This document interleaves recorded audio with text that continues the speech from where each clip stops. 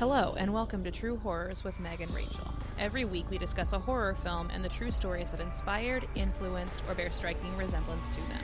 Be warned for spoilers and adult themes. I'm Rachel. And I'm Meg. And this is True Horrors. So it is your week, and it is House on Haunted Hill, the 1999 version. Yes. A movie which checks so many of my boxes. Just so many of them. When the intro was going, I was like, oh yeah, this is a Rachel movie. The aesthetic is so strong in this intro. Like last week we watched Poltergeist, and with Poltergeist, it was like, oh, we're going to have a little bit of a scene from it, and then we're going to do a little bit of like a shot of the town. And this was one of those music's playing over and just showing creepy images. Mm-hmm. I was like, oh, we're choosing an aesthetic. Yes. Which, to be fair, I watched this movie for the first time when I was fairly young. Like, I don't think it at a super inappropriate age. I mean, when you're the youngest of four, you're going to see stuff that you probably shouldn't. But I don't think it was super inappropriate when I first saw it.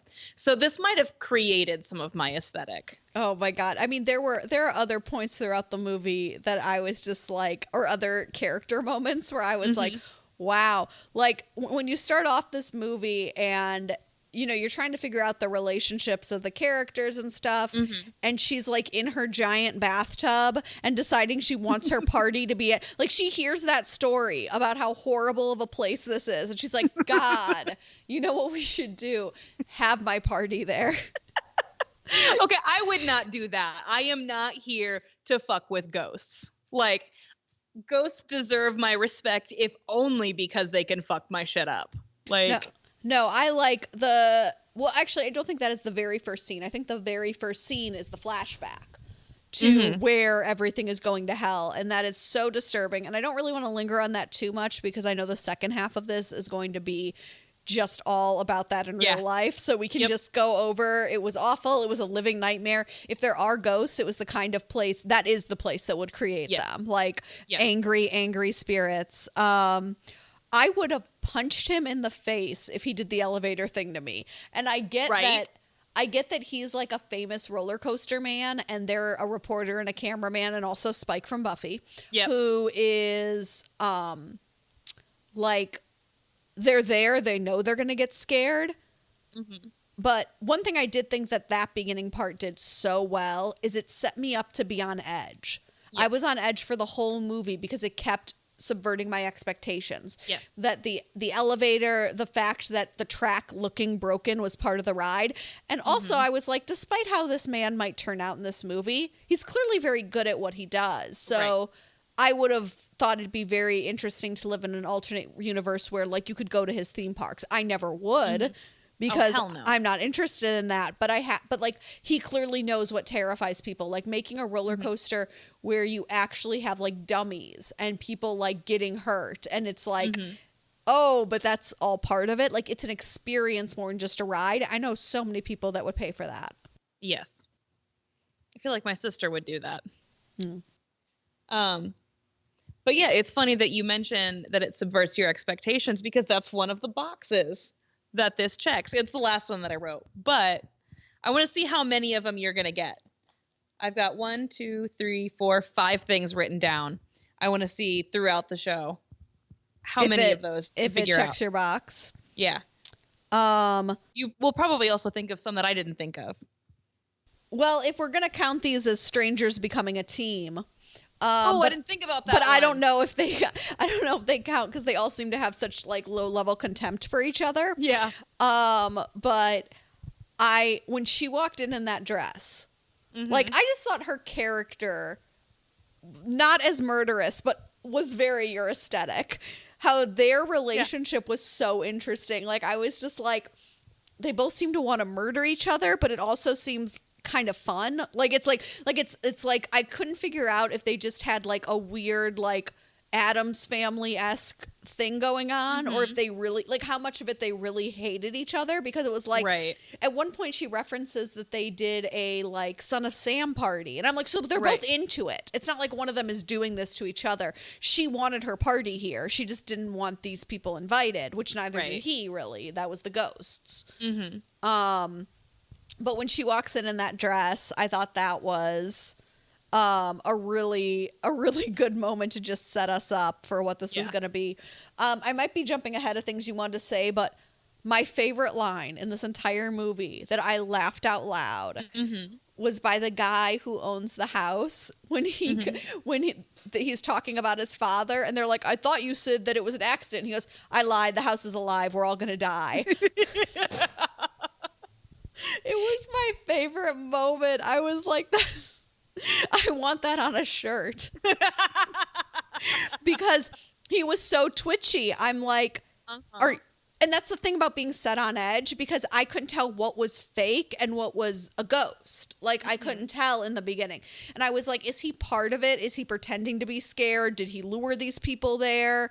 Like, that's what I really liked about this. Not to say I didn't go in with a ton of expectations, but I really thought, overall, I thought the movie was really good, but I also really liked that it wasn't super predictable, that it was actually such like a mess at times of like whose motivation was going where, that you were like, I don't even know who's actually alive and who's dead. Like, show of hands right now, show of hands. Are you actually dead? Are you faking it? The amount of people who fake their death in this movie. Again, I'm jumping ahead, but I loved when he said that. And it was just like, no. He's a really great character. Most of his lines are pretty iconic. Yes. Just drinking the whole time. Yep. And I love how mad he is that there's no more scotch. Like, that's how I would be as well. Like, especially if the house is trying to murder you. But also, it's funny that you mention that it's kind of hard to follow at times, because I asked you earlier which version you watched, because I wanted to make sure it was the same one that I had. It was just rented from Amazon, which is not the full movie.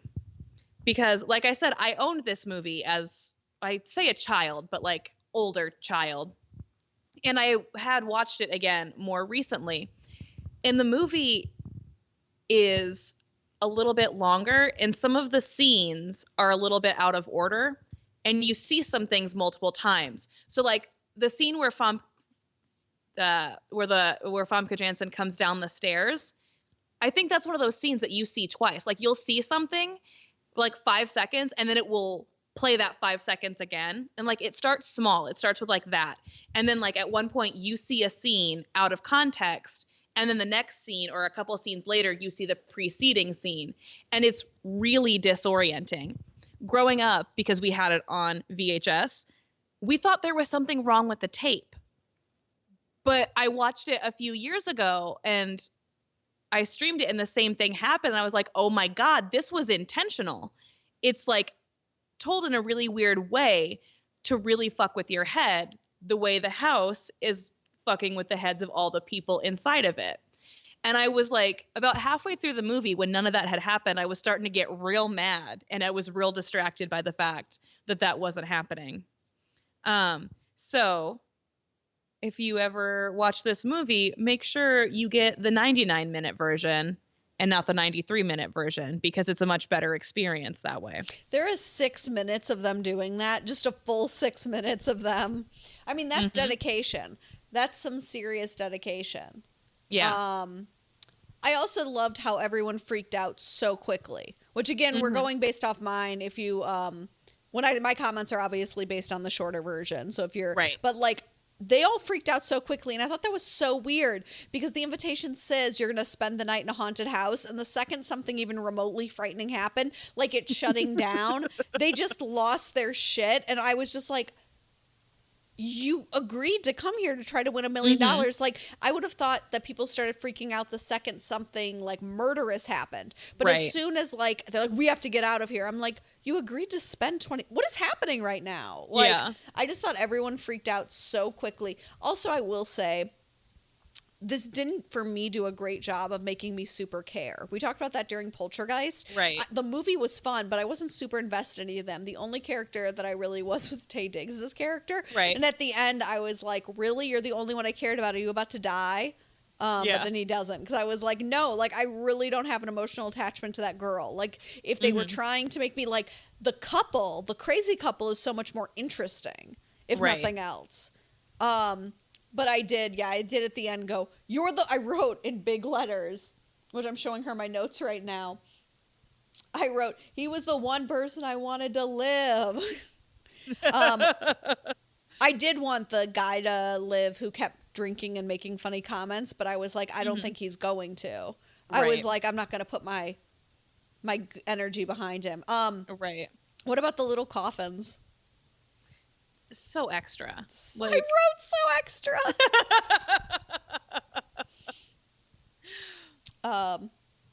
And I'm just writing that I like that they don't know it's real.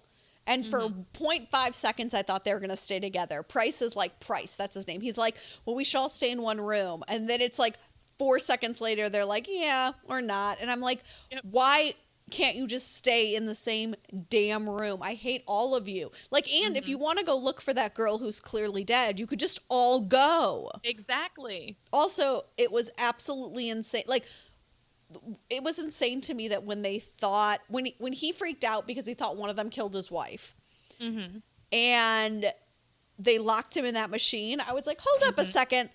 Are you guys the good guys anymore? Because he just freaked out in a way that I think is totally normal. Like, he thinks one of you murdered his wife. And whatever their relationship was, he clearly didn't want her dead. And instead of being like tying him to a chair or like anything like that, you put him in something that we've already referenced was used to try, that was, the phrase was, make something that would make a sane man crazy, would make a crazy man sane. So you have put him in there. And then you're like, and just to add insult to injury, we're not all going to stay together. Which I was like, okay, so you're just leaving this doctor guy who you don't realize is a dick alone. So that's not good. Like, there was just some decision making I could not get behind in this movie. Yeah, the thing about this movie is that, like, there are some things that it does very well, but the storytelling is a little choppy. And that's not something that, I mean, the thing that I mentioned before, that does not fix it. Like, it's just, or that's not even an excuse for why the storytelling is just choppy. There are just like a lot of things they didn't seem to think about. Like the fact that Sarah reveals her true identity to Taye Diggs, who doesn't hear her, and then for the rest of the movie, everybody knows her as Sarah. She revealed her identity to no one, and yet somehow they all know who she is. Isn't he yelling Sarah when she's like following Ghost him and she gets pulled into the vat of blood? Isn't he yelling? No, she's yelling his name, and he just goes, "What are you doing?" Oh, he does. She doesn't yell Sarah. Okay. But the other girl, like the TV star who dies before she even reveals that, is calling her Sarah at the end of the movie, like when she's part of the house. Which maybe, I guess we could, because like the house knows that her name is Sarah now because she said it. But I don't know. That's kind of a stretch. Like, yeah, I was. I wrote in my notes, let's split up more. And then I wrote, why is he torturing him? But then I figured out why. Right. And then I almost lost my shit when I thought he was actually about to like molest her dead body. Yep. I was like, nope. Like, that doesn't even fit in with the aesthetic of this movie. And then I was like, oh, but this does. Yeah. And then like, so that was our first not real death. And then she murders her lover, which I was like, I don't get how you don't see that coming. Right. And then when Sarah freaks out and shoots him, I was like, I felt really bad. I was like, girl, that's not justified. Like, I know you're freaked out, but like, it makes me feel really sad because he's actually at this point not done anything. Right. Like, and then he was like, boom, not dead. And I was like, what even is this? Who even are these people? Like, who are these people? I don't even know.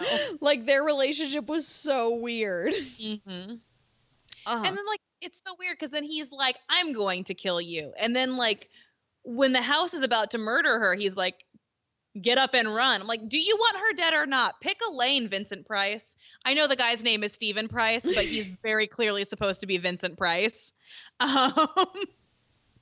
So that's what I called him throughout the whole movie. I was more like, I felt like the movie needed to be more like into that because I kind of felt like it was like part of their relationship. Like, I think if they'd made it that way where it's like, but they decided she was truly trying to kill him.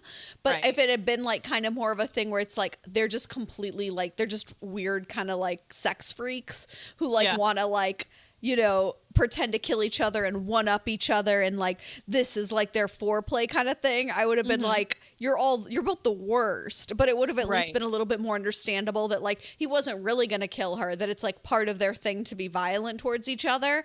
Right. And because but it did also make me more sympathetic to him as a character, because I'm like, oh, so at the end of the day you really don't want to kill her. Like, she really wants to kill you, but you really don't want to kill her. But yeah, she kept not standing up. Like, there was a lot of, I also wrote, why does everyone keep looking at it and not moving? Which I guess is the flight and fight response, but I'm still like, run. Yeah, for real. Like, I mean, yeah, it looks super great. Don't want to be a part of it. I'm going to run. But like, he even saved Sarah at the end and she shot him like 7 times. So I'm like, were you really a good guy this whole time? Because like a weirdo, but a good guy, because like, it's not just that she's like an innocent person. She shot him. Yes. Like, and she didn't know. She emptied the gun into him. I just want to make that very clear. I love that they got the money though at the end. Because they did survive till daylight. And so I was like, that's pretty cool. I don't know how you're going to explain this to anyone. No. And also, how are they going to get down? How are they going to get down? Because the thing is, if the house opens up, that means the house did it, which means it's trying to lure them back inside. So, yeah, I was happy they got the money at the end. Because they did survive. And I just want to also say that Sweet Dreams cover was so good. So super good. And I forgot that they did that. And it is the only music, like the only like song in the entire film. What else did you have? What else? Okay, so just as far as boxes that this checks off, it is primarily a story about revenge. Yes. First and foremost, first box. And then you've touched on it, which is it's also about a woman using men for personal gain. Marrying rich, using another man for personal gain. It's great. The thing is, I have very mixed feelings about her character. I like what she's about. I don't like that she's willing to murder so many people. Yeah, I also, and again, we don't really know what their life is like, but it seems like he wasn't around a lot. And so I'm like, it doesn't seem like he really like you could have really lived separately. Yeah. Like, yeah, he didn't want to divorce you for whatever reason, but you could have just like chilled, been like estranged, or like he's always like out making terrifying roller coasters and you're taking baths in very deep baths. God, that bath looks so deep. Like, that's one of the reasons I don't take baths, is because I want to be fully submerged, and when I'm not, I'm just like, this is untenable. Like, yeah, because part of you is cold. Yes, and so like I was like, if I had that kind of bathtub, I could definitely see watching TV. But I'm still stuck on her character. Was kind of thrown off for me because I'm like, you just heard the story I just heard, and you want to go have your party there, and that freaks me out. Like, but no, there really wasn't. Other than the guy who was drinking in Taye Diggs, I wasn't really like super attached. And that character was because he was played by Taye Diggs, who I like. Yeah, obviously. But, and I liked him because he was like cracking wise and stuff, even though I knew he was not long for this world. But he did save them at the end, which I enjoyed. But yeah, you have to wonder like where they go from there, because even if they get down, but then I think they were invited by ghosts. Yeah. So maybe no one will know. So maybe investigators will go to the house and, whatever happens there, maybe it'll have nothing to do with the two of them because no one knows they went. Right. Except the drivers. Yeah, that's true. Unless they just pick them up. Yeah, what happened to the drivers? Because, like, they all have to get out, and then, like, the drivers don't drive away. Those cars just keep sitting there. Like, I don't know why they still keep sitting there, but I keep wanting to call him Justin, but I don't think that's his name. The guy who I don't know. The guy who his family owned the place, he said they were coming back at 9:30. Oh, okay. So I don't know if they'll come back and they'll get a ladder, and then I don't know what they'll say. If they'll say like, oh, she went crazy or he went crazy or whatever. I think it'd be a dick move if they said Price went crazy because he saved her life at the end. Right. But yeah, I mean, a part of me wondered at one point if it was going to be nothing to do with the house. Yeah. Like, is this going to be one of those movies where you think things are haunted, but then it's like, no, it was just like people. Yeah. But I like that it was the house. And I like that, one thing I did think was funny was that they look at that picture, they realize that the doctor doesn't belong, but it's never addressed again. And it's never addressed again because he's murdered. But it's also like, are you not concerned then as far as like he's the odd person out? Right. Yeah. They are just a lot of things like that in this movie. It was still really fun. Okay. Still really fun. Any more thoughts? What was else on your list, or was that everything? Oh, the only other thing is that it deals with the mistreatment of vulnerable populations. That's 5 boxes. Okay. Scale of 1 to 10. 10 being might as well just wait. And now I'm trying to remember. I think, was it 10 is surviving and 1 is, I don't remember, people. We're going to say 10 is, it's on the scale of likelihood you're going to die. 1 is you're strolling out of there with the money. And 10 is you might as well just lay down and die. Well, I'm not related to any of those people. So, because that's also one of the reasons Taye Diggs gets out. Because he's like, I'm adopted. So, like, the house kind of gives up for a minute. Like, so I think you're only in danger of the house if you're related to those people, to the staff. Let's take that element out. More like you're in that situation without that element where it's like you're told if you stay in this house till sun comes up, it's $1 million. And everything about the house is the same and everything about everyone else is the same except for the element where the house picked you. I just don't know. I would not wander off on my own. So I think that I've got that in my favor, and I'd always have someone around with me. And I would immediately start gathering weapons and tools. So I don't know. Maybe a 5. I'd give myself a 6 or 7. Yeah.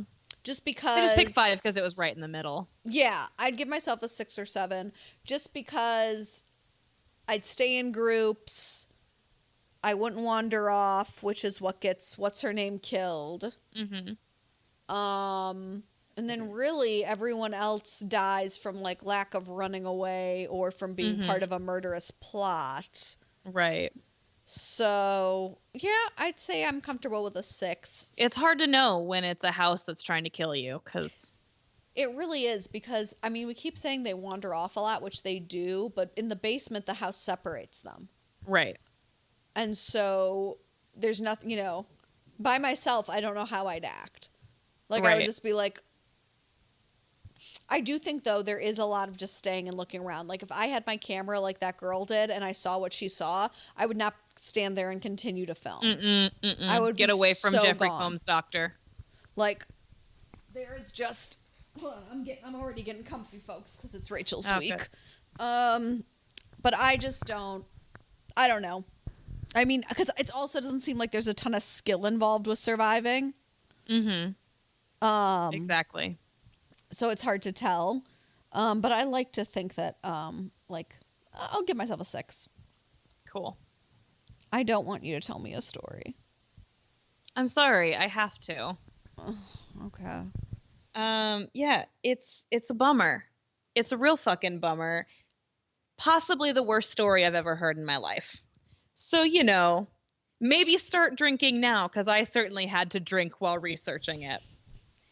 I will say, you do know something about it already. I'm going to talk about the Willowbrook State School. Oh, okay. That's where you're going with this? Yes. So the thing about this is there are so many directions I could have gone, because it's just about, the way we used to institutionalize people and some of the quote unquote treatments we used to use. But there are a lot of stories where that's going to come up, and I'm sure we're going to watch them, and I'm probably going to be the one to talk about it because I really like to bum people out. I'm a lot of fun at parties, you guys. But I decided to go with the Willowbrook State School because it's one of the most infamous, in our country at least. And it was also really precedent setting as far as the deinstitutionalization movement went. It was really the first one that people knew about, was the first one to enact deinstitutionalization, which then, you know, went on for a long time. And I'm not going to talk a whole lot about that part because that's a whole other can of worms that we just don't have time for. I'm going to talk about everything that came before that. So the Willowbrook State School is on Staten Island, New York. It was built between 1938 to 1942. It was briefly like an army hospital, or maybe just like a place for wounded veterans. I'm not sure. I didn't look too much into that. But in 1947, they decided to start using it for folks with developmental and intellectual disabilities. Because this was a time when if you gave birth to a child who had a disability, the doctors would be like, all right, we're going to take your kid. We're going to put him in an institution. You go try again. So it's just not a great start. But when they started, they only had 20 residents, and it was built for a total capacity of about 4,000 people. Capacity, which it reached in 1955. Yeah. So another thing about that time is that, you know, psychology still is very new. And misdiagnosing is still really common, but it was way more common then. I don't think we had quite as many diagnoses for various developmental disabilities. So a lot of people got misdiagnosed and they were sent there. So that's part of the reason it was overcrowded. It reached its peak capacity in 1969 with 6,200 people. It's with like a town. Yes, like a town. And the patient to staff ratio was around 50-1. Yeah, it's gonna get worse, Meg. I just want you to know. So in 1965, then Senator Robert Kennedy visited, and he was talking about the underfunding of mental institutions. And I'm going to quote from him. I don't know what speech it was. The site I pulled the quote from didn't mention, but all of this stuff will be sourced on social media. He said, I visited state institutions for, and I'm going to rephrase what he called it because we've changed the way we talk about it, for individuals with developmental disabilities. And I think particularly at Willowbrook, we have a situation that borders on a snake pit. But nothing really changed. His plan was like, he wanted to enact this 5-year plan to increase funding and I think probably deinstitutionalize. Didn't he die in that space of time? Yes, he did. He died in 1968 while running for president. So in 1971, a journalist for a local paper, Staten Island Advance, visited Willowbrook and wrote an article called Inside the Cages, which again will be sourced. And she detailed that the residents were it was overcrowded. They had nothing to do. There was inadequate clothing, so a lot of them just didn't wear any clothing. And she told the story of someone that she called Alan. She didn't use any real names. He was kept in isolation for about 2 years because he was considered unmanageable. He bit someone. So they were like, let's put him in isolation. A similar thing happened with Patty. Again, not her real name. She was put in isolation for 2 years.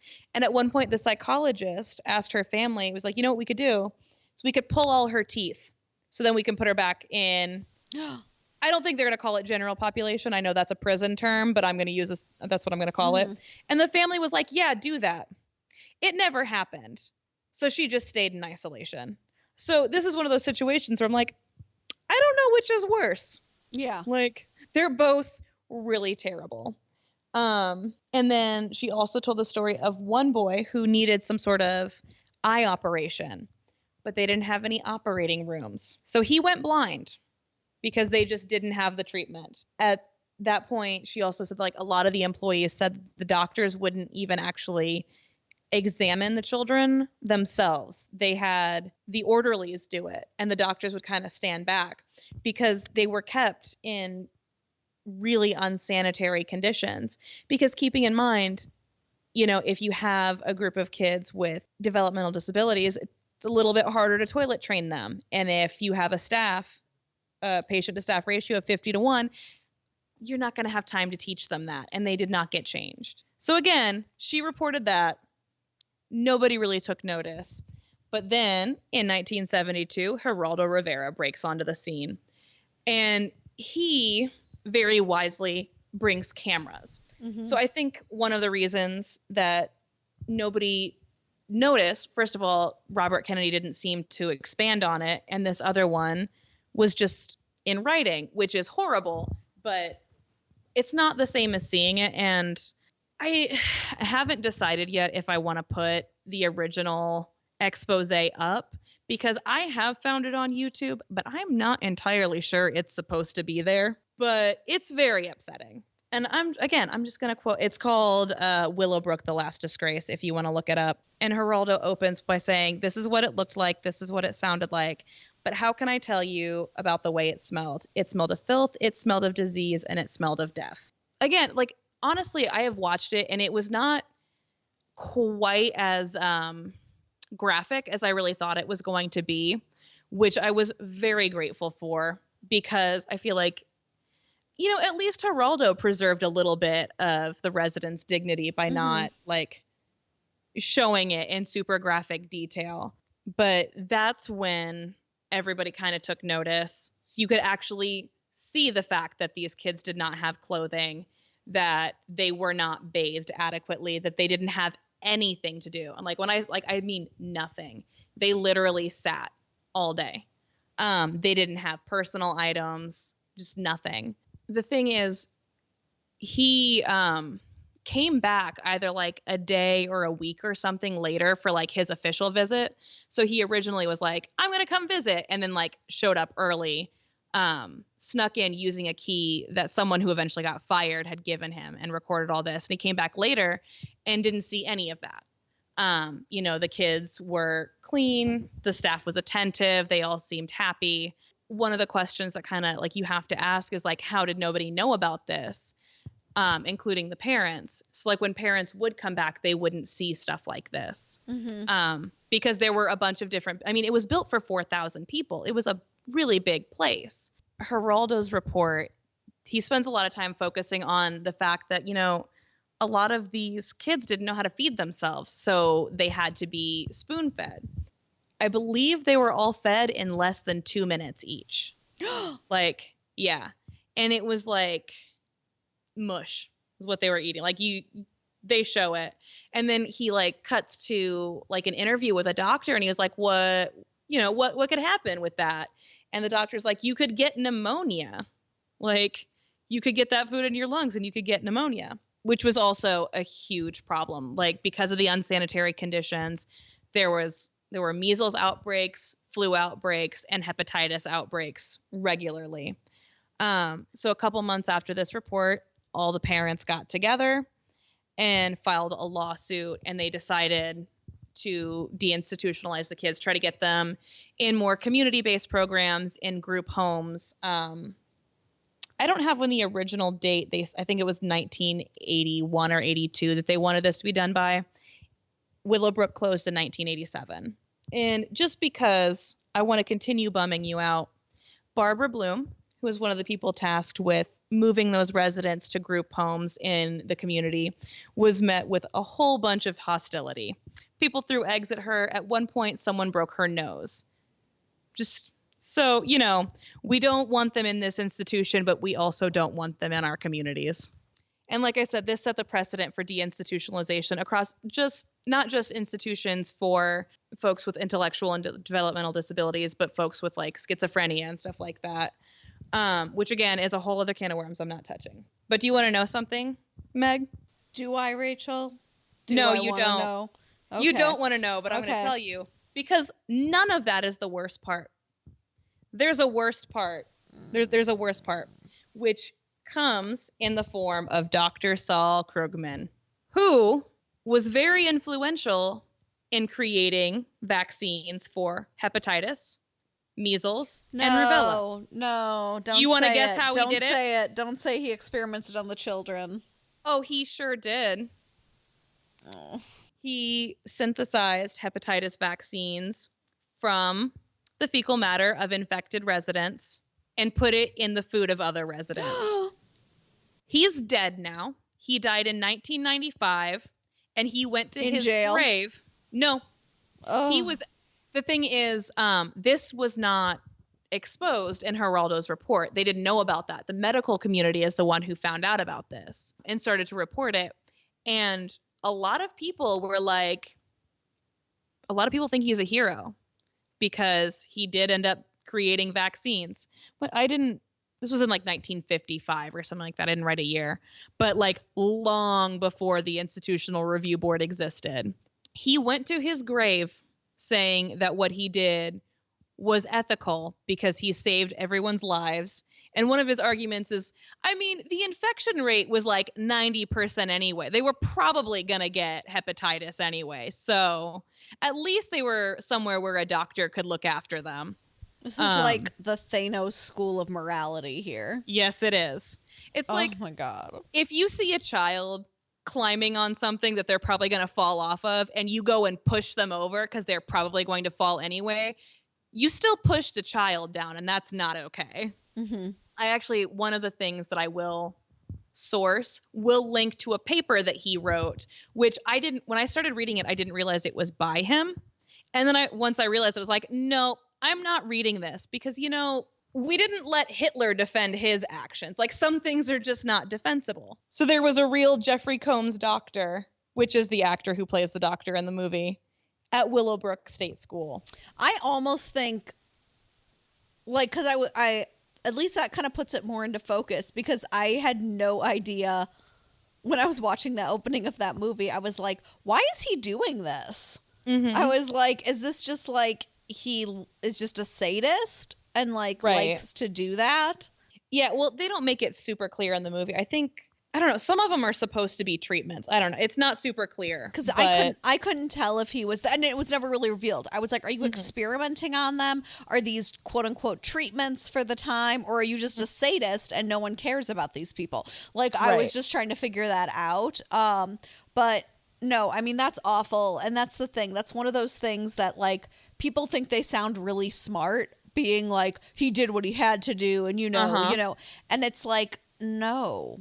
Mm-hmm. Like, everything of our morality right now, it's like, no, like, you shouldn't do that. Like, I laugh because I don't really know how to more say you shouldn't infect helpless children with diseases for science. Like, there's a reason we say you can't do that now. Like, if you're going to do an experiment on any person, they need to know what you're doing to them. Right. And, like, there are people who will agree. And we can get into the fact that sometimes that's for money or sometimes, whatever it is. But there are people who, for the good of science, and you know what? I will say this. If you're someone who's listening who's saying that it was the right thing, go Google right now and sign up for a medical trial. Yeah.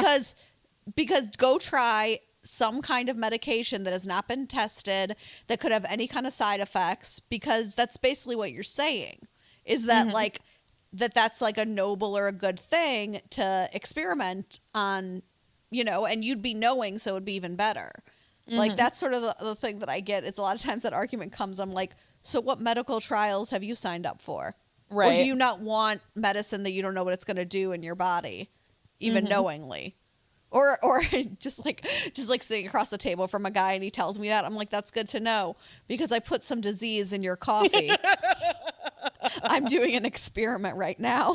And it's good to know that's how you think. It's like that scene in Erin Brockovich where none of them drink the water when she says it's from, and it's like, but okay, that was a bummer. Yep. I want to close out with a quote. So hold on. Jeffrey D. Guerin, Harvard. He wrote an article for the Harvard school paper. He spent a summer working at Willowbrook State School because, what do they call it? Like a residential aide. He showed up for the interview, got hired without an interview, and spent the summer working there. And he gets back and he wrote a little bit about his experience. Again, it'll be sourced. The language is not the best, but it was 1973 when he wrote it. And I personally think when you're quoting something, you can't sanitize it for now anyway. Yeah. So like, just do it. What I'm going to quote isn't. It's just some other things in there. It's like, we don't use that terminology anymore. And it's like, oh, it's hard to read. But he talks about his relationship with a resident named Sally. And he like describes all of these conditions that I've told you about. And he says, for all of this, there is no excuse. But to my friend Sally, I must apologize for the way she is forced to live. I apologize because there is no excuse for the way she is forced to live. Bummer. But I also have like kind of a happy thing, which I got real bummed out and I stopped writing stuff down. So I can't remember the guy's name at the moment, but he's featured in Geraldo's expose. He is a 21-year-old guy with cerebral palsy, which sometimes comes with developmental delays. Most of the time it doesn't. So he was one of the people who was able to talk to him and be like, this is what's going on. Like, we're being horrifically abused, all this. He got out and he worked as like, man, I can't remember what he did. He was some sort of public official, and he spent the rest of his career working to help folks with disabilities. He worked until retirement. I don't know what he's doing now because everything I read was at least 10 years old. But some people did get out and they had actual lives. Well, thank you, Rachel, for bumming us all out. But it is That's what I'm important here to know for. our history. It is important to know. And that, you know, it's hard because we try to do at the end, like, oh, what was worse or I don't think we did that for Poltergeist, but what is worse or what? And it's like, that's kind of hard to compare because are you saying what's worse is the being haunted or the actual, like, when I say it, I'm not comparing the conditions of the institutions in the fictional and real world, but I would say that like a night in a haunted house seems like preferable to having to live in any of these conditions. So all right, thank you guys for sticking with us another week, and to just keep the sort of bummer train moving. Next week we'll be doing one of my favorite movies, Silence of the Lambs. Yes, bummer train. The movie not so well, I guess sort of, but like the roots I will be talking about that is. So until next time, I'm Meg. And I'm Rachel. And this was True Horrors.